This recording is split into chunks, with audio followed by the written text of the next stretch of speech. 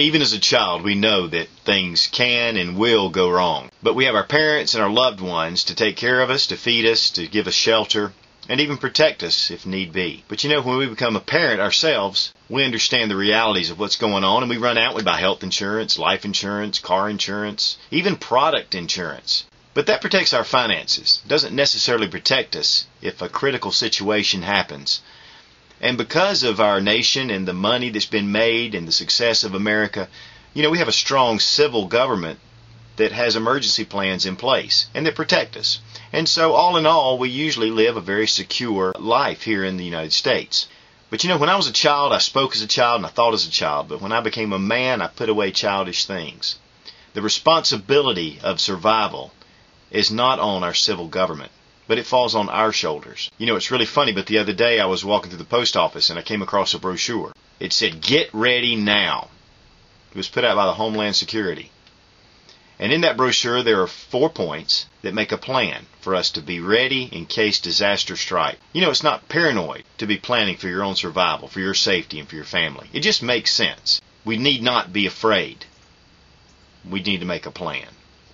In the immortal words of Kurt Cobain, just because you're paranoid doesn't mean they're not watching you. Preparing makes sense. Get ready now. This is at ready.gov, put out by our own beloved Homeland Security. Now, if you're like me, I get the heebie-jeebies thinking about the Homeland Security. But I'm going to tell you, our tax dollars have gone into this program, and whether we like it or not, there's a lot of great information that we can glean from this department. I advise you to take advantage of what these guys have learned and have to tell us. I'm just going to show you the inside of this. There's the 4-point plan. It makes a lot of sense. It's very easy to read. It doesn't take a few minutes. But the first on the list is making an emergency kit. And this is recommended for about a 72-hour kit. Now, the number one thing on the list is water. And you need at least 1 gallon of water per person per day. Now, we have a family of 5. This is a 6-gallon water container made for water. I bought this at Walmart. Very reasonable. One thing I want to caution you about is for every gallon of water, it weighs about 8 pounds. So, you know, you're talking about 48 pounds in this water container. And that's really just a little over a day for us. So we're looking at 3 days. So really I'd need about 3 of these to be adequately prepared. Now, you can also buy water purification tablets if you need something like that.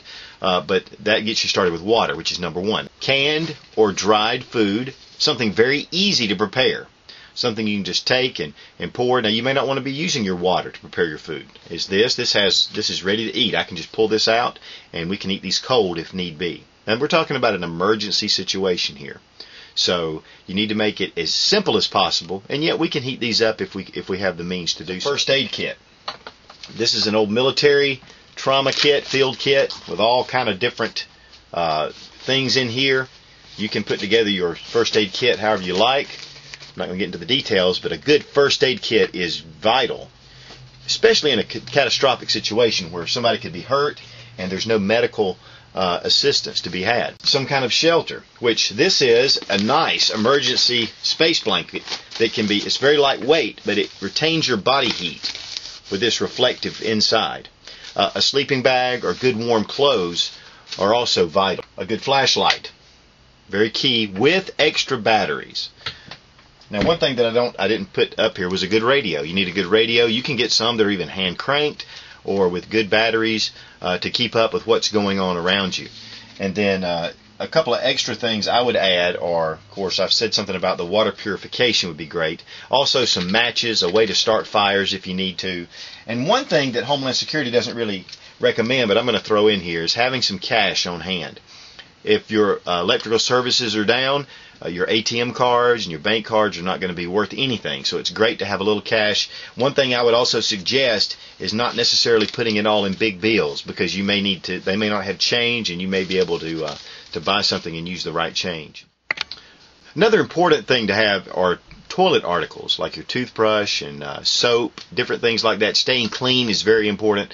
You may also need to have some prescriptions filled ahead of time, a few things that you could use That would be very important as well. And then there are other special needs that are going to fit your situation, whether it's pets or things like that. Now, one thing that's very important is to have something to put this in. And one of the things that actually Ready.gov recommends is getting a nice hard plastic container, something that you can carry.